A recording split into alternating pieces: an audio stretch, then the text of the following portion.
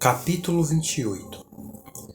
Ele não sabia se era tarde, mas tudo estava escuro.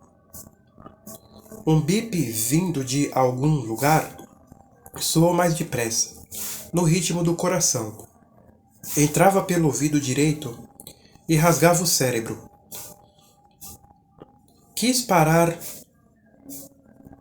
aquele som, não conseguiu. Fechou as mãos em torno de algo macio. A tontura era forte. Um fio de luz se infiltrava pelo vão da porta. Um cheiro de álcool hospitalar fazia seus olhos pisarem. Podia ouvir passos errantes e vozes estranguladas pela porta fechada. Do outro lado da cama, o bip insistia. Um travesseiro grosso erguia sua cabeça e uma camada de cobertores mantinha as pernas aquecidas. Tentativas frustradas de conforto. Quando a visão se adaptou à penumbra, ele passeou os olhos pelo corpo. Eletrodos no tórax, termômetros na axila esquerda, saturação de oxigênio, esfigmo, cateter intravenoso pela jugular. Sentiu-se mais tranquilo, ainda que estranhasse ocupar a posição de paciente.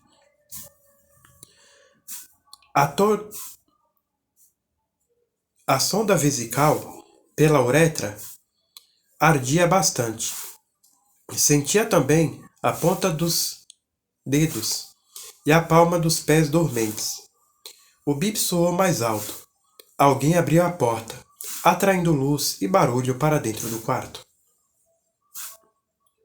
Consegue me ver? Ele fez que não com a cabeça no mesmo instante em que enxergou o médico. Consigo agora? Era velho e grisalho. Avaliava os sinais da máquina de monitoramento e mal se importava com ele. Qual o seu nome?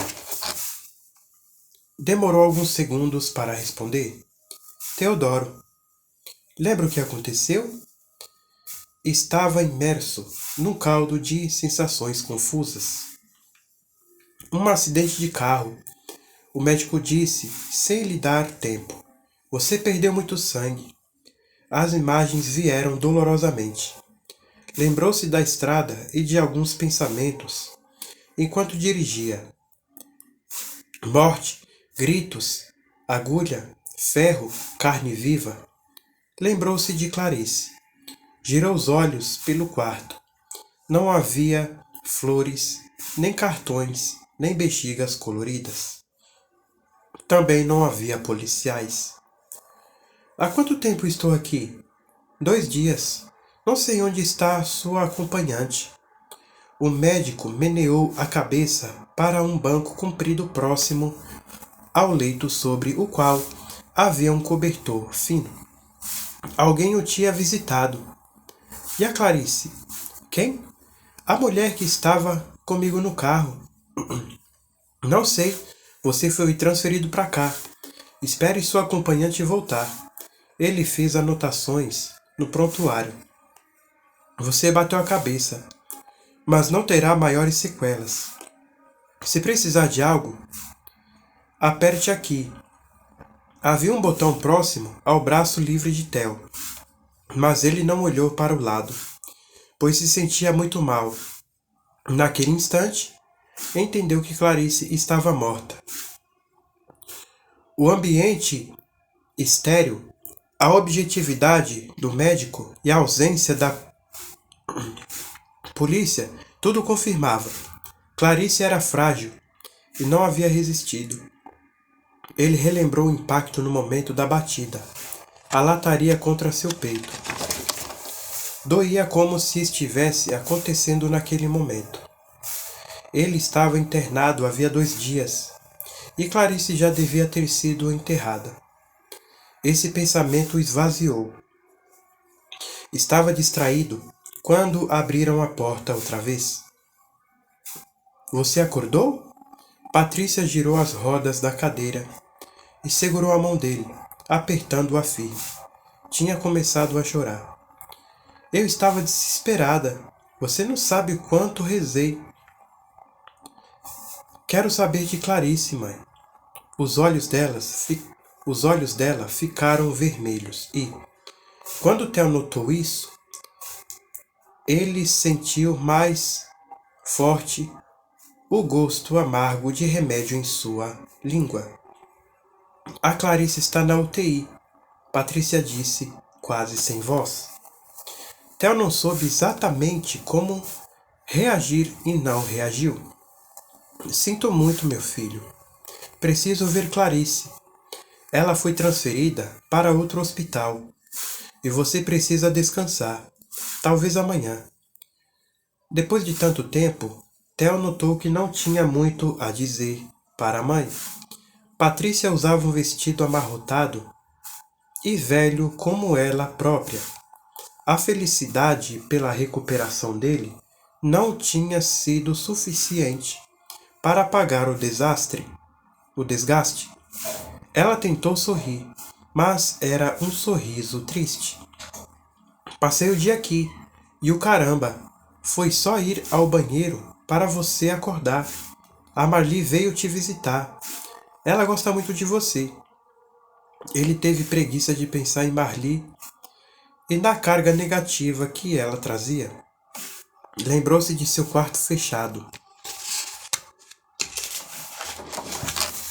O cheiro de mofo e o aspecto abandonado. Não sentia falta da cama, dos móveis ou dos livros de medicina. Não queria estar de volta àquela vida e, de repente, ali estava ele. Que bom, meu filho. Rezei tanto a Deus. Patrícia continuou a falar por muitos minutos. Tirou da bolsa uns colares de conta e mostrou para ele, dizendo que Marli a tinha ensinado a fazer. Já havia vendido 3 deles na igreja por um preço simbólico. Emendou a ladainha novidades sobre a paróquia e sobre as exposições de Marli no centro do Rio e em Niterói. Theo ficou grato que a mãe não parasse de falar, pois aquelas banalidades o confortavam. Agora fale você, ela disse, por fim. Me conte do acidente. Theo vasculhava a memória. Cavocava bem fundo, mas as imagens eram difusas. Tentava recuperar odores, desejos, impressões. Lembrava-se de seu estado de espírito. Não era muito diferente do daquele momento. A quantidade de ligações no celular o tinha alarmado e a verdade era que ele não dirigia muito atento. Havia ainda o abraço de Clarice.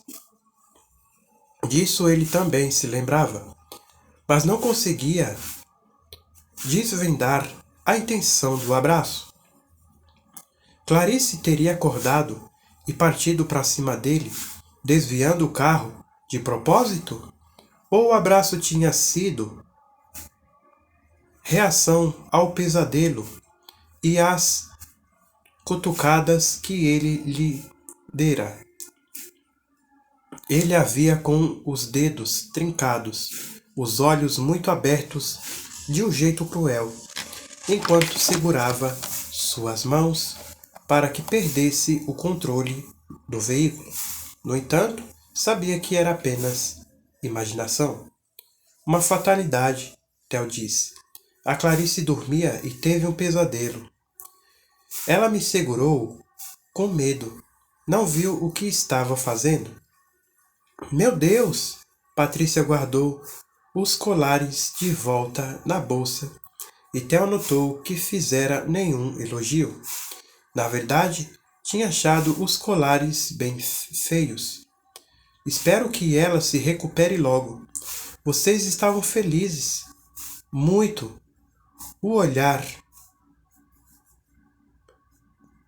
aquoso de Patrícia se fixou em um ponto acima da cabeça dele e, quando Theo ergueu os olhos, viu que havia um relógio de ponteiro na parede. Faltavam poucos minutos para as 3 da manhã. O amor só é lindo quando encontramos alguém que nos transforme no melhor que podemos ser, Patrícia disse. É do Mário Quintana. Theo não ligava para a poesia, mas gostou de ouvir aquilo. Chega dessa menina. Acha que essa menina se transformou em alguém melhor? Com Clarice, ele havia sentido coisas em que não acreditava. Compaixão, receio, culpa, arrependimento, amor. Ela o tinha tornado humano. Amo a Clarice, mãe. Não acho que ela seja a pessoa certa para você, mas não vou falar nada. Patrícia deu de ombros, girou a cadeira de rodas e ficou de costas para ele. Parecia uma barata manca e apreensiva pelo quarto. Não tenho nada contra ela, mas lembra o sonho que te falei. Sonhei que algo de ruim acontecia. O Sansão morreu. Vocês sofreram esse acidente. E parece que o ex-namorado da Clarice sumiu também. Eu soube. Aquele assunto não o interessava. Ele estava muito certo do que tinha para dizer, o que era quase nada. O delegado responsável veio aqui ontem de manhã.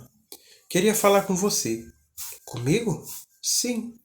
Theo irritou-se em ter que falar sobre Breno. Era como se um elo invisível conectasse suas vidas num trama de mau gosto. Não sei como posso ajudar. Tudo tem origem nessa menina, meu filho. Você não vê? Não. Ainda não engoliu aquela história do Sansão? E vocês estão noivos agora. Isso me preocupa. Theo olhou para sua mão e lá estava a aliança que ele havia comprado.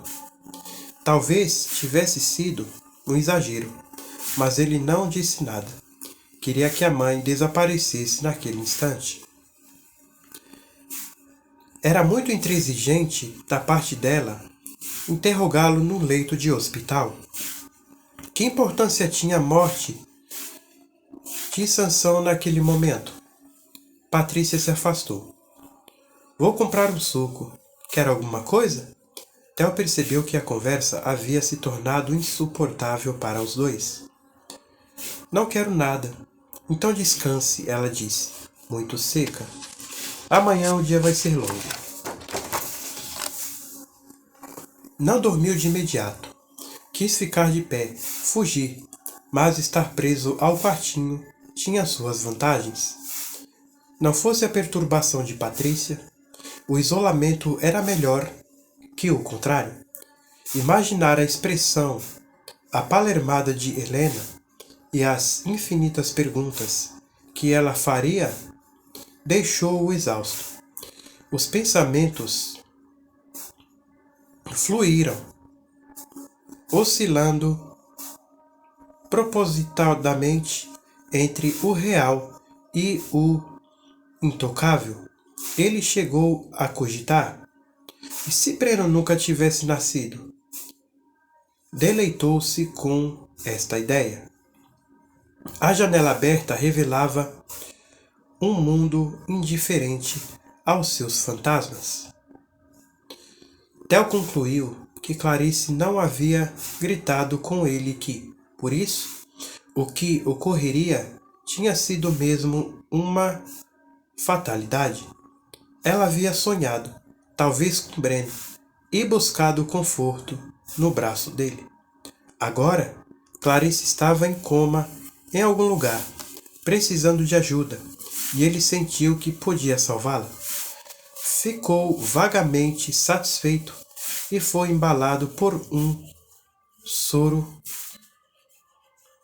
sono gostoso. como se deitasse em nuvens. Quando abri os olhos, era dia. O quarto estava claro, e uma paisagem de prédios mal conservados aparecia na janela. Reconheceu a voz da mãe. Ela conversava com um homem. "O delegado quer falar com você", Patrícia disse, estranhamente animada. Ao olhar o sujeito, Theo entendeu tudo. Ela estava atraída por ele. O delegado era calvo e muito magro, como seu falecido pai. Havia algo em seu sorriso, uma gentileza pela qual Patrícia estava sedenta. "Por favor, prefiro conversar a sós com Theo", o delegado disse. Havia ingenuidade também e certo decoro na voz dele. "Obrigado por me fazer companhia." Ela saiu do quarto no mesmo instante. O delegado continuava a sorrir quando se aproximou do leito. Vestia jeans e a camisa de flanela. Para além da refrigeração do hospital, o Rio de Janeiro fervia. "Meu nome é José Aquino, mas fica à vontade para me chamar de Aquino. Sou delegado aqui da 12ª. Theo não sabia que o hospital ficava em Copacabana e espantou-se que Patrícia não tivesse mencionado que estavam tão perto de casa. Era confortador. "Sei que você acordou nessa madrugada e está em recuperação", o delegado disse. "Não quero abusar da sua boa vontade, mas preciso fazer algumas perguntas. É possível?" "Sim, claro." "Estou investigando o desaparecimento de Breno Santana. Sabe quem é? O ex-namorado de Clarice?" "Isso mesmo." O delegado tirou uma fotografia do bolso. Era o recorte de uma imagem maior e mostrava Breno feliz, vestindo casaco e cachecol. O sorriso de Breno parecia desenhado e Theo entendeu por que os pais dele haviam selecionado aquela foto para entregar à polícia. Breno estava especialmente bonito, e o sumiço de alguém bonito causa piedade. Esperou que o delegado perguntasse alguma coisa. "Você conhece o Breno?" A Clarice comentou sobre ele, mas nunca o encontrei. Na verdade, é a primeira vez que veio com ele. "Alguma opinião?" "Um ex-namorado como qualquer outro, talvez um pouco inconveniente." "Chegava a incomodar?" A Clarice deixou claro que havia rompido com ele, e isso me bastava. "Sabe o motivo do término?" "Não sei. A gente não falava dessas coisas." "Acho que o Breno era dominador." "Dominador?" "Cheguei a ver algumas mensagens dele no celular dela. Mensagens apelativas." Em determinado momento, a Clarice parou de responder. "Quando foi isso?" "Outubro do ano passado. Final de outubro, eu acho." "O celular de Breno também sumiu, mas estamos tentando recuperar o histórico de ligações", o delegado disse. Tinha os olhos de peixe morto, que captava tudo. Theo percebeu. "Como você e Clarice se conheceram?" "No churrasco." Poucos dias depois, ela viajou para Teresópolis e me levou junto. "Decidiram viajar de repente?" "Não, já estava marcado há muito tempo. A Clarice é roteirista. Fomos para um motel onde ela escreve suas histórias. Hotel Fazenda, Lago dos Anões." Theo evitava dizer o nome do hotel e achou péssimo que o delegado tivesse esta informação de cabeça. "Depois de lá, vocês foram para onde?" "Dormimos no motel e chegamos à Ilha Grande." "Por que a mudança de planos?" Não houve mudança.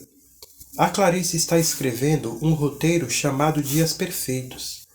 E a história acontece na estrada. As personagens passam por Teresópolis, Ilha Grande e Paraty. Dormem uma noite no motel também. Fizemos o mesmo trajeto do roteiro. O rosto do delegado estava impassível. A história parecia surreal, ainda que fosse verdadeira. Você sabia que o Breno tinha desaparecido? A Helena comentou comigo por telefone depois que você conversou com ela. E o que a Clarice chegou a dizer? E o que Clarice achou disso? Não contei nada a ela.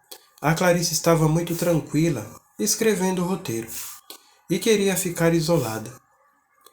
Este é o motivo para você não ter avisado nada? Theo não gostou do tom que a conversa estava ganhando.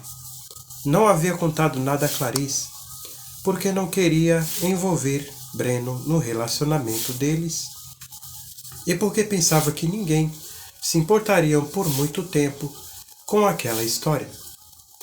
Eu nem conhecia o Breno, acabou dizendo, de modo agressivo. Não tinha motivos para me preocupar com ele. Talvez o cara tivesse decidido sumir por um tempo. Espairecer em algum lugar. Liguei para o celular de vocês diversas vezes. Em Teresópolis e em Ilha Grande, não tinha sinal. Para ser sincero, achei que o Breno fosse aparecer logo. Ele ainda não apareceu, garoto. Theo odiava que o delegado o chamava de garoto. O Breno desapareceu no dia 20 de novembro. Onde vocês estavam nesse dia? No Hotel Teresópolis, eu acho. Seria bom ter certeza. Theo bufou uma espécie de riso. A gente nunca liga para datas quando está viajando, não é? Isso pode ser importante. Somos suspeitos de alguma coisa? Ah, não, nada disso. O delegado fez um movimento vago com as mãos. Assim que Clarice acordar, conversarei com ela também. Tenho ido lá todos os dias. Como ela está? Em coma. Acho que você já sabe. Parece que vai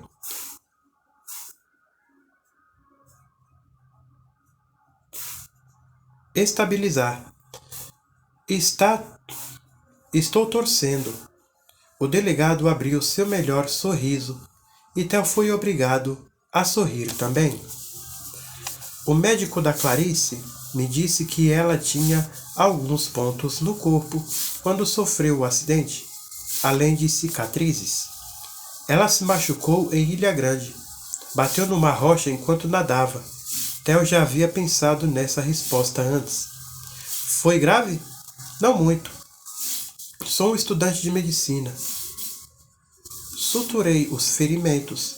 Estávamos numa praia deserta e não havia mais nada que eu pudesse fazer. Como chegaram na praia deserta? Fizemos contato com uma moradora local que tinha uma casinha para alugar. Ela não levou de barco até a praia. Sabe onde é essa mulher? Onde posso encontrá-la? Gertrudes, Theo disse. Sentia-se ridicularmente vulnerável agora. Pensou em sua amiga Gertrudes e no conforto que ela lhe trazia naquele momento. Decidiu que nunca mais falaria sobre ela com ninguém. A relação deles havia ficado no passado e era algo íntimo. Arrependeu-se de ter mencionado Gertrudes a Clarice quando estavam em Teresópolis. Não sei onde ela mora. Tudo bem. Quais foram os ferimentos de Clarice na rocha? alguns nas costas e nos pés, bem profundo na nádega esquerda. O delegado tomou notas. O silêncio era tão incômodo que Theo pensou que ele não falaria mais nada, ou estava pensando em outra coisa. 2 acidentes em pouco tempo. Muito azar, não? Não acredito em azar.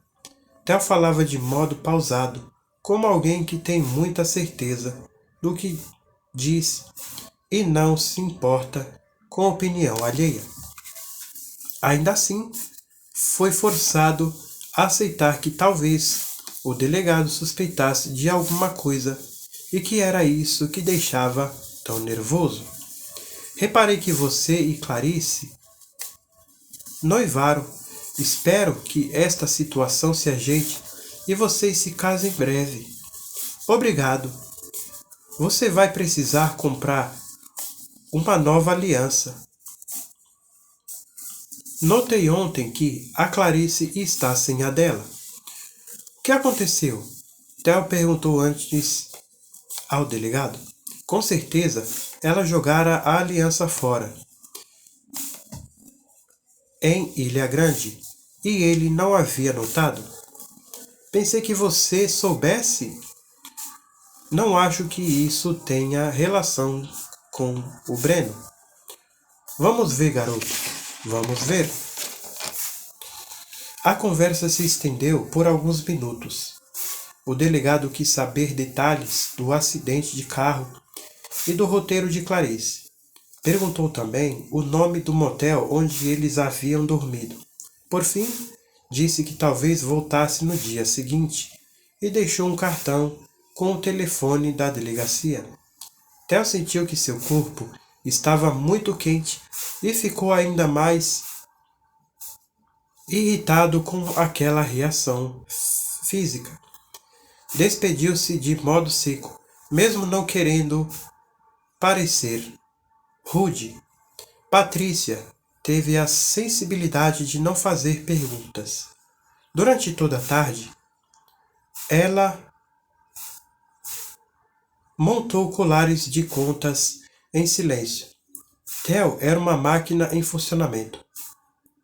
Acabou concluindo que não havia ido tão mal. O que o delegado tinha contra ele no fim das contas? Era estranho que Aquino não houvesse mencionado as algemas e o separador de pernas, mas isso não significava nada. Theo fechou os olhos, ainda deprimido, mas sem se perturbar. Fosse o que fosse, tinha a sensação de que ninguém conseguiria pegá-lo.